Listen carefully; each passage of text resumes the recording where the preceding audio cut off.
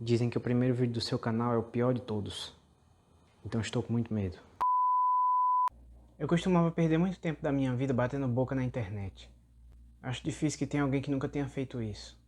Enquanto para algumas pessoas esse é até um entretenimento, inclusive, também é um terrível de um come-tempo, porque essas discussões são intermináveis e inúteis, já que as pessoas não estão ali por nenhum tipo de motivação educativa e nem estão buscando elevação intelectual, elas estão ali apenas para estimular o próprio ego. Então elas vão ser desonestas, fingindo que sabem o que não sabem, fingindo que não estão enxergando o que estão enxergando. Para piorar, elas costumam levar tudo para o lado pessoal, fazendo provocações ao longo da discussão, isso quando não partem direto logo para a baixaria, pegando até as suas fotos para fazer piada e chacota em cima como se estivesse na quinta série de novo, dizendo: olha como você é feio, olha só a sua cara, eu não vou nem ler o que você escreveu. E a situação descamba desse jeito até o ponto que eles vão começar a xingar sua mãe.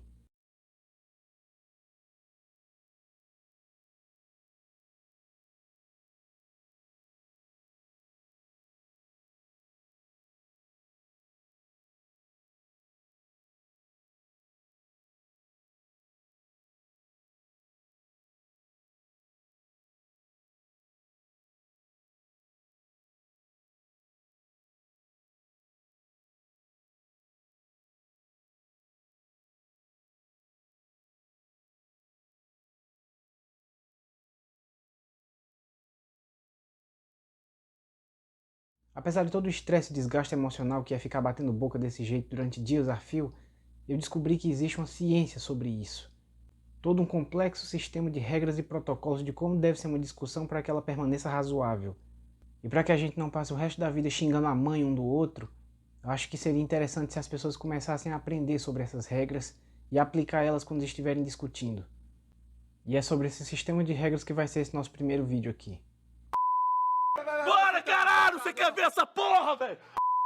Os indivíduos que começaram a se preocupar com a razoabilidade do que se afirma dentro de uma discussão receberam o nome de filósofos. Com certeza todo mundo já ouviu falar sobre eles e achava que eles eram um saco quando tinha que estudar eles na escola. Resultado disso, hoje você só sabe discutir xingando a mãe de alguém. Mas voltando ao assunto que você achava chato na escola, vamos agora tentar entender como surgiu e como funciona a ciência do debate. Esse sistema nasceu quando as pessoas começaram a dedicar e investir tempo de suas vidas em ficar discutindo sobre a sociedade, sobre o mundo e sobre a comunidade em que viviam. Isso é um efeito direto da democracia. As pessoas começam a ter voz e, muito provavelmente, o que vai sair dessa voz é porcaria. Mas o massacre acontece nos lugares onde as crianças não têm armas. Porque aí o cara sabe que tá todo mundo desarmado. Não, isso Mas não sim. precisa ter criança armada. Então- O professor poderia, talvez? Aí é só matar o professor que você consegue matar as crianças. Porra, Mais mas professor, é 10 difícil, professores né? armados. Se... Podia ser um. Cara, é que crianças ter armas não parece ser uma boa ideia, entendeu? Por quê? Porque Porque elas criança são é burra. fisicamente mais fracas. Elas são burras também. Eu não acho. Você já viu o canal da Alto Mármore? Uma menininha de 8 Você anos? não acha que crianças são burras? Não. São inteligentes? Não, eu acho que elas são pouco instruídas e estão com cérebro em desenvolvimento. Mano, então é isso. Você é Então, como? então elas vão receber as devidas instruções, mas tem que... Que não tem arma. Ó, a Altons, lá do Altos Armory, ela tem 8, 9 anos. Ela atira melhor do que muito militar que eu conheci. Não, a mas questão não é a eles são- capacidade dela atirar. A questão é a capacidade emocional dela lidar com ter o poder Calma, de tirar Paulo, uma você vida. tinha falado que a Aconteceu. maconha tinha que ser proibida pra criança. A criança não pode comprar. A maconha tem que ser proibida pra criança. Aí a arma pode? Porque no momento em que a criança está Ainda usando bem que ele é os droga... dois, imagina se fosse a maconha e a arma. Aí, Calma, pessoal. Aí já é Calma, Rio de Janeiro, pessoal. já. Ladrão.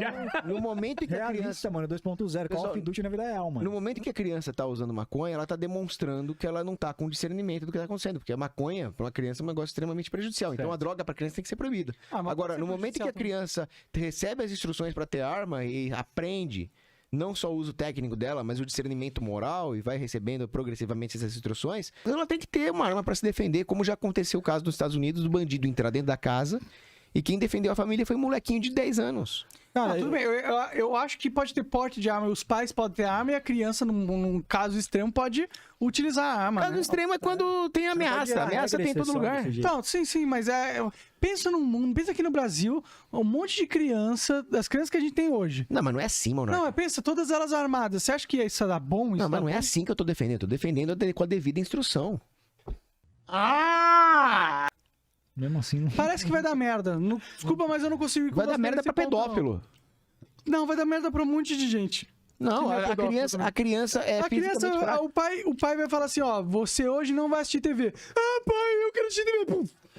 Nesse caso, ela não tem a menor condição de usar uma arma, concorda? Por isso ela... Mas a maioria das crianças são assim, porra. Agora, você imagina o nível de educação moral, espiritual, que uma criança teria no mundo onde elas estão autorizadas a ter arma.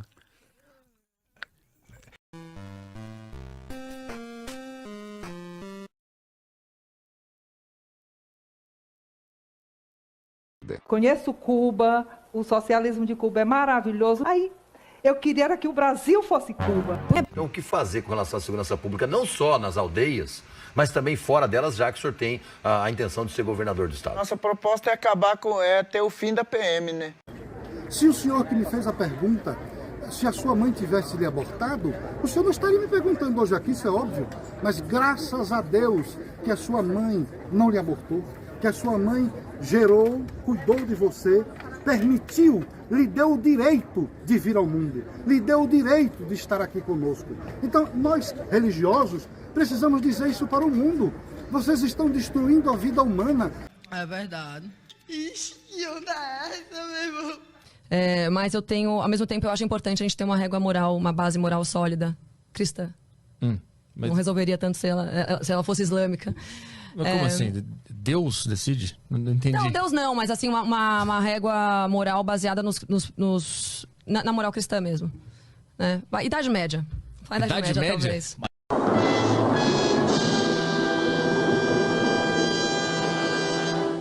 Idade média.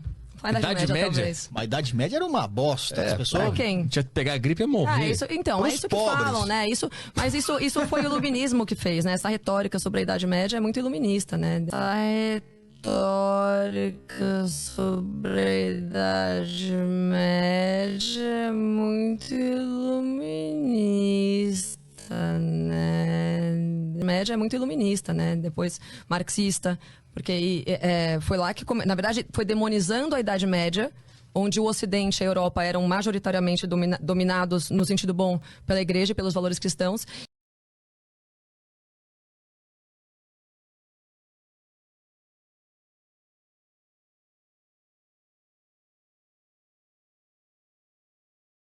No sentido bom...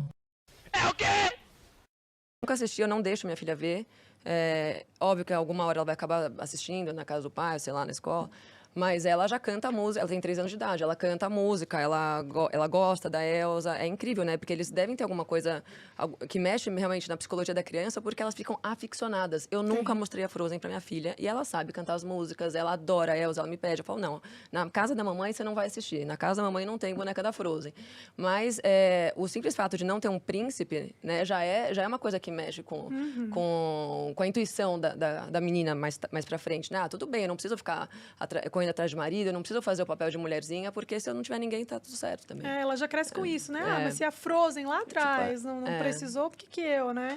E assim, nessa idade, acho que ela tem 3 anos, ainda é muito pequenininha, mas já começa a pegar algumas coisas, né? Você fala da repetição da música, mesmo não tendo contato direto com aquilo a partir de você, fica, né? Então, assim, obviamente que isso mexe. Né? E o estrago que isso pode fazer, assim, é incalculável, eu acredito. E esse músico? Ah, vá merda, porra! Vá merda! Vá! Acho que agora a gente tem um momento em que tem uma mudança, tem mais espaço para a esquerda radical tem muito mais espaço do que a direita radical, na minha opinião. As duas tinham que ter espaço, na minha opinião. Eu acho que é um pêndulo. Esse é o meu louco, eu sou mais louco que todos vocês. Sim. Eu acho que o nazista, tinha que ter o partido nazista. Eu acho que não. Reconhecido Lembra, pela liberdade. Que desgraça! Misericórdia! Meu Deus! Meu Deus.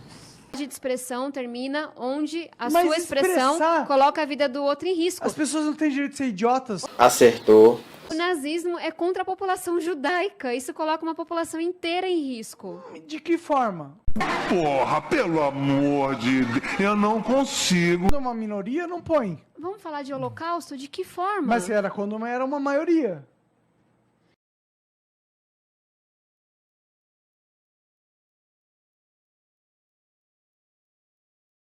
É anarquia, né? Não tem que ter lei, eu acho que não dentro tem da que ter... expressão, eu acho que a gente tem que liberar tudo. Eu ainda pretendo fazer um vídeo explicando inclusive por que a democracia é uma merda. Começaram a discutir por que as pessoas falam com tanta coisa errada. E daí nasceu um sistema que vai filtrar o que as pessoas dizem, estabelecendo um crivo do que faz sentido e o que não faz. Em se tratando de discussões na sociedade, o primeiro a se debruçar sobre isso foi o aluno de Platão, Aristóteles, um dos filósofos mais revolucionários que já existiu, certamente o mais revolucionário da filosofia antiga. Ele percebeu que o que regia os pronunciamentos da ágora era a persuasão. As pessoas ali ouviam mais do que falavam, e os monólogos de quem falavam serviam de base para formar opiniões. Nesses monólogos, as pessoas fazem alegações no intuito de atrair mentes para compactuar com a sua linha de pensamento. Aristóteles definiu isso como retórica e catalogou as linhas que formam as alegações persuasivas. A primeira linha persuasiva mais comum é o patos, que se expressa por algo como sofrimento e experiências. É de onde vêm as palavras empatia, simpatia. Na retórica, o patos envolve alegar coisas puxando para o lado emocional da plateia, provocando nos ouvintes diversas sensações para comovê-los de forma que os persuada a aderir a certo pensamento. Patos é o fator emocional retórico. A segunda linha persuasiva é o ethos, de onde vem a palavra ética, mas que aqui está mais ligado à credibilidade do retórico. O ethos vem a ser a moral que a pessoa que discursa tem diante da plateia. Se ele é uma figura respeitável e que tem respaldo de um diploma para falar do assunto, é mais fácil que a sua figura atraia a atenção e convença as pessoas que o escutam. Juntos, esses fatores são muito efetivos na arte do convencimento e partes fundamentais da retórica. Mas, eventualmente, Aristóteles percebeu que a persuasão é uma armadilha. O convencimento atua em aspectos da nossa mente que são alheios à razão, e por causa disso é possível convencer as pessoas das coisas mais absurdas. Vemos isso hoje em dia com milhares de pessoas que acreditam que vacinas fazem mal, que o aquecimento global não existe, que fósseis são forjados e que a Terra é plana. Se você pegar o discurso terraplanista, por exemplo, verá que ele está repleto do fator patos da retórica. Eles apelam para o emocional, alegando que o modelo heliocêntrico pinta a humanidade como uma insignificância no universo e que a Terra, sendo plana, fica demonstrada a nossa importância como a coroa da criação divina. O que é muito mais reconfortante de se acreditar. Da mesma forma, sobre as vacinas, existem estudiosos dissidentes das faculdades que contrariam o consenso acadêmico, alegando que vacinas matam pessoas, e se apresentam como autoridades no assunto para afirmar que vacinas são prejudiciais, algo que na retórica de Aristóteles é o fator ethos, que define credibilidade ao retórico e convence muitas pessoas a aderirem a conspirações. Desse modo, vemos hoje, assim como Aristóteles percebeu, que convencer as pessoas não quer dizer nada. Apelando aos gatilhos certos, você pode convencer as pessoas de qualquer coisa, por mais absurda que seja. Então, convencimento é algo vazio. Aristóteles viu isso de forma mais latente quando se deparou com os sofistas. Sofista significa literalmente sabidão. Sofistas eram sabidões, geralmente andarilhos, que viajavam vendendo cursos. Os cursos consistiam em pregar o relativismo, ideia de que não há certezas objetivas. E em cima disso, ele assume que todos os pontos de vista podem ser razoáveis desde que você os descreva da melhor forma. Forma essa que o sofista vai te ensinar se você pagar a ele. Os sofistas escreviam o que se entende por antilogias, que são compilados de alegações a favor e contra uma ideia. Com as antilogias, os sofistas visavam demonstrar que não se pode ter certeza sobre nada. Por isso, o que importa é para qual lado você puxa a conversa. Me pague que eu te ensino a fazer as pessoas concordarem com qualquer coisa que você quiser. Com isso você vai conseguir convencer as pessoas a fazerem o que você quiser. Sofistas eram basicamente coaches de manipulação. Por causa deles, Aristóteles escreveu toda uma reflexão sobre como a persuasão e a razão são coisas muito distintas, às vezes até opostas. Convencer pessoas a aderir a uma opinião é meramente um artifício de manipulação psicológica. Isso nada tem a ver com o que seja verdade, muito menos com a razão.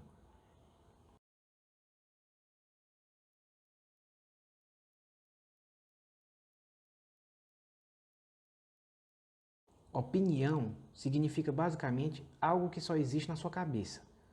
Por isso eu costumo dizer em filosofia que opiniões não valem nada. A única coisa que vale é a verdade material das coisas em si mesmas. Combatendo os sofistas, Aristóteles buscou o refúgio da razão pura, se atendo ao conceito de logos, de onde se originaria depois o termo lógica. Logos é a conceituação em ideia. Ideia essa que vem a ser verdadeira ou falsa quando disposta em uma proposição. Eu costumo dizer que a proposição está para a filosofia o que o átomo está para a física. Assim como o átomo tem suas partículas subatômicas, o elétron, o próton, a proposição tem também as suas partículas internas, que são os termos, que simbolizam categorias de ação, quantidade, qualidade, tempo, lugar, intensidade, etc. Os termos são as partículas subproposicionais. A proposição é a menor unidade do raciocínio aplicado, feita de um sujeito e um verbo ligando a um predicado. A é B. Quanto menor for a distância entre esse raciocínio e a realidade material, maior é a retidão da proposição. Sendo a proposição a menor unidade do raciocínio, tudo mais da razão é feito de proposições. São os átomos do intelecto. Para organizar operações com proposições foi desenvolvida a lógica formal, que é um sistema matemático que regula as relações entre as proposições. Pode-se dizer que é basicamente matemática, só que ao invés de números, é uma matemática aplicada a descrições da realidade, trabalhando assim equações de enunciados. Aqui um detalhe, o termo lógica é posterior a Aristóteles, mas boa parte do funcionamento da lógica formal foi desenvolvido pelo que ele chamava de analítica. Hoje os professores de filosofia chamam de lógica clássica, mas eu odeio esse nome porque ele pressupõe que essa é a clássica e existem outras, e isso é um erro. Essa é a única lógica que presta. Todas as outras tentativas de se trabalhar a lógica ou são extensões dessa ou são devaneios de filósofos posteriores. Eu chamo apenas de lógica formal. Ela é a única lógica que funciona. Vamos ver o funcionamento dela agora. Lógica formal determina matematicamente a retidão dos raciocínios a partir de 3 princípios. 1. Identidade. Somente o próprio X pode definir a natureza verdadeira ou falsa de si mesmo. Nenhum ente externo ou lateral ao X pode fazer juízo dele. Uma consequência latente do princípio da identidade dentro do debate é que as pessoas que estão discutindo se tornam irrelevantes. Apenas o discurso puro tem algo a dizer. A pessoa ali pode ser uma incógnita, pode ser um robô, pode ser um computador falando. Ela não importa. O princípio da identidade, apenas o próprio X tem poder de dizer se ele é falso ou verdadeiro. Apenas o próprio X pode definir a si mesmo. Quem o fala, onde fala, como fala, é irrelevante. 2. Não contradição. A natureza de X é exata, não pode ser verdadeira para um ponto de vista e falsa para outro. Ou uma coisa é ou não é. Não pode ser e não ser ao mesmo tempo.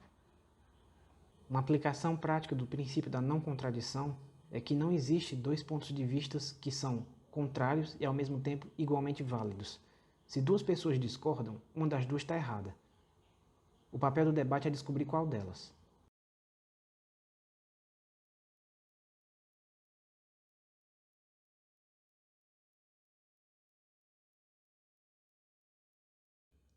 Ou está chovendo aqui no meu bairro ou não está. Dentro da lógica não cabe essa história de mas é a minha visão, é o meu ponto de vista, você tem o seu. Dentro da lógica não existe isso. Não existe minha visão, meu ponto de vista, só existe o que é verdade e o que não é. Dentro da lógica não existe isso de minha verdade, minha lógica. A lógica é universal. Ela é imutável, ela é absoluta. Quando 2 ideias entram em choque, uma das 2 está objetivamente errada. 3. Terceiro excluído. A natureza de X somente pode ser verdadeira ou falsa, sendo impossível uma terceira hipótese. Diante de uma proposição, ela só pode ser verdadeira ou falsa. Não há uma terceira alternativa. Uma aplicação direta do princípio do terceiro excluído é que não existe meio termo. Se algo é parcialmente verdade, então apenas se separa a parte que é verdadeira da parte que é falsa. Com uma ideia sendo repartida em seus pedaços que poderiam ser verdadeiros ou falsos, ainda se manteria a retidão de que uma ideia ou é verdade ou é falsidade. Não há terceira alternativa. Esse princípio vem a impor a objetividade da lógica. A A lógica não é maleável, não é moldável, não faz concessões e nem abre exceções. A lógica é o que é e acabou. Com esses três princípios sendo a régua de exatidão do pensamento, assim a lógica formal vem a ser a lei do raciocínio correto. E baseado nessa lei, Aristóteles formulou as operações com proposições, que consistem em ajuntá-las em um esquema somatório. Nesse esquema, as proposições se enquadram como premissas, para delas se extrair uma ideia posterior. A premissa básica, a premissa média e uma conclusão. Nesse modelo é chamado de silogismo. O silogismo é a forma estrutural do que se entende por argumento. Existem 4 tipos originários de argumento. O reflexivo. A sua fórmula consiste em chegar a conclusões sobre algo a partir de ilustrações paralelas àquilo, fazendo espelhamentos com situações opostas, utilizando analogias ou comparações com situações afins. Exemplo: X e B são semelhantes. X sofre o efeito positivo ou negativo Z, que é despercebido. Isso não ocorreria com B. Esse tipo de argumento geralmente é usado para ilustrar uma desordem dentro de um sistema fechado, apontar uma injustiça ou desequilíbrio. Você pode memorizar ele como o argumento por espelhamento. É o primeiro tipo de argumento, argumento reflexivo. O indutivo. A sua fórmula consiste em enumerar exemplos e pontos específicos em série, que, quando combinados, levam a uma conclusão geral do assunto. Em X aconteceu coisa ruim ou boa A. Em X aconteceu coisa ruim ou boa B. Em X aconteceu coisa ruim ou boa C. Logo, X é ruim ou bom. Esse é o modelo de argumento mais comum que existe, combinando premissas específicas para chegar a uma conclusão geral. Você pode memorizar ele como o argumento por combinação, ou argumento por exemplificação. A maioria das argumentações em debates é feita de argumentos indutivos.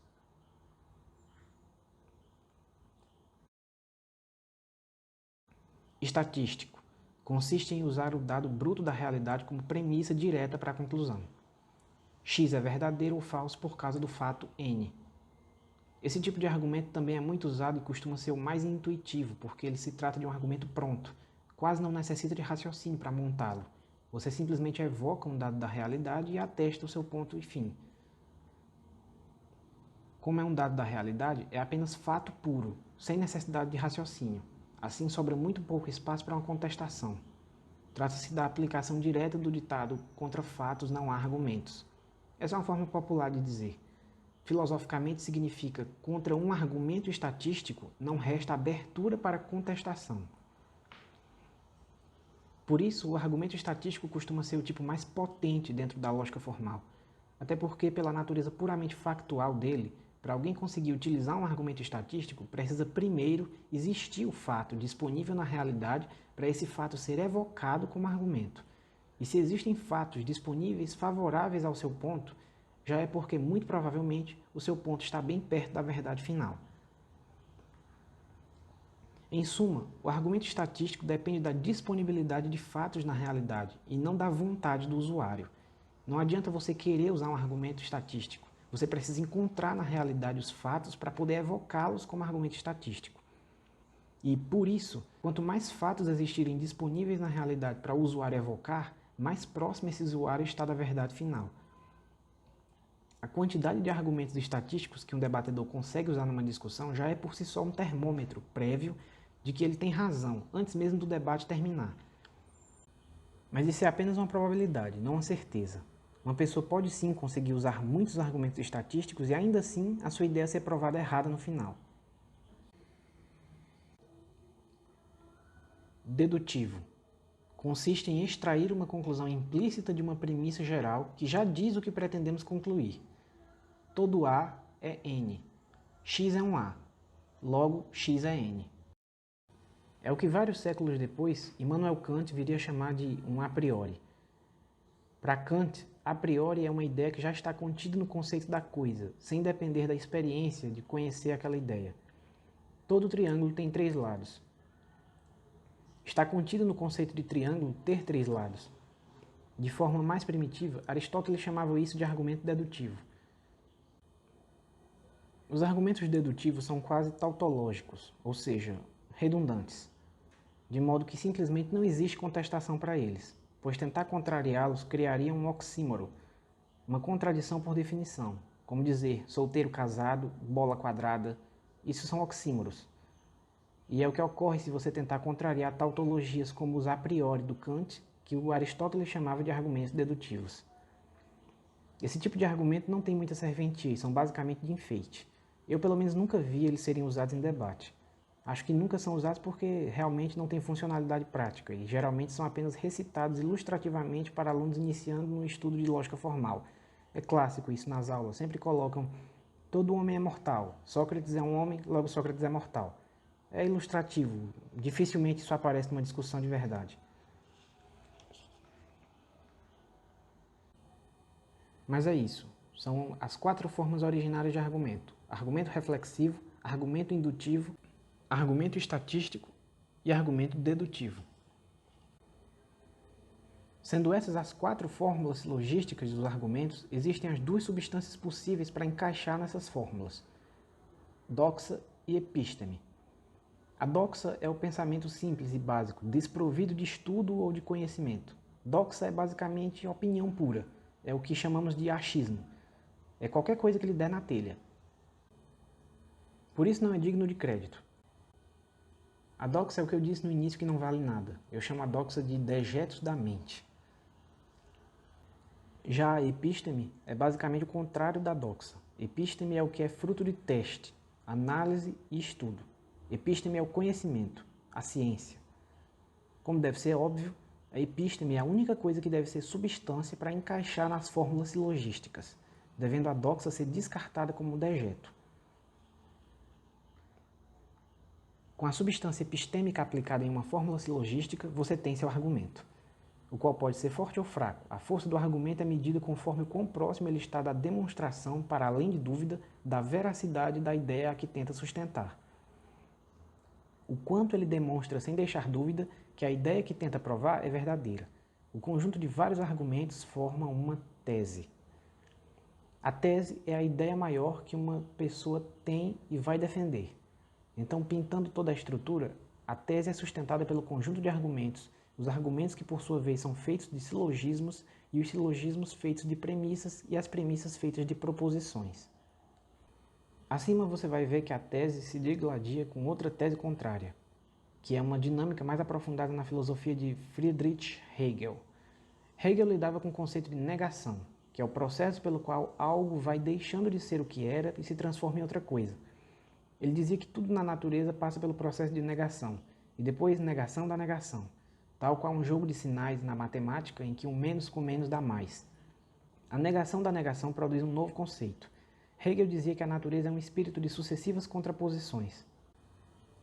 Um coleguinha de Hegel, que era outro filósofo chamado Fichte, deu a esse sistema de Hegel o nome pelo qual ele viria a ser conhecido depois: tese versus antítese igual síntese. Hegel usava esse mecanismo para descrever a natureza, mas isso não nos interessa aqui. O que nos interessa é que esse mecanismo hegeliano, quando usado para a comunicação, serve como a peça final do sistema aristotélico de discussão, de forma que, juntando o mecanismo hegeliano com a lógica formal aristotélica, nós temos um sistema matemático de apuração da verdade absoluta, o que eu chamo de tribunal da razão, e que dá nome ao meu canal. Se esse sistema deles for levado às últimas consequências, estaremos caminhando rumo à verdade absoluta. E levar esse sistema até as últimas consequências para encontrar essa verdade é o papel do meu canal. Essa é a dialética aristotélica hegeliana. Ela é a ciência do debate. Consiste sistematicamente em proposições, as quais devem ser epistêmicas, somadas para formar silogismos que obedeçam os 3 princípios: identidade, não contradição, terceiro excluído. E nesses silogismos compomos argumentos que podem ser do tipo reflexivo, indutivo, estatístico ou dedutivo. E o conjunto desses argumentos formam teses, e essas teses entram em confronto matemático para gerar uma síntese que será a verdade absoluta. Essa é a regra que devemos seguir para permanecer na razão quando for discutir assuntos por aí. Tudo que fugir desses mecanismos é irracionalidade. Eu espero que vocês assimilem esses mecanismos, aprendam e internalizem eles na consciência de vocês e apliquem nas discussões que forem ter, pois disso depende a nossa razoabilidade. Não existe razão fora disso aqui. E eu acredito que onde não há razoabilidade, dificilmente vai haver humanidade. Quem não preza pelo intelecto vai ser levado por ilusões, por vieses, por paixões, tudo que tende ao animalesco e nada de bom resulta disso. Vamos buscar sempre a razão, porque ela é a característica que define a nossa espécie. E a razão é mansa, é serena. Você não vê a matemática sendo hostil com ninguém. A matemática não agride ninguém na rua, a matemática não dá tiro em quem não gosta dela, a matemática não xinga ninguém. A razão leva à harmonia. Razão é paz.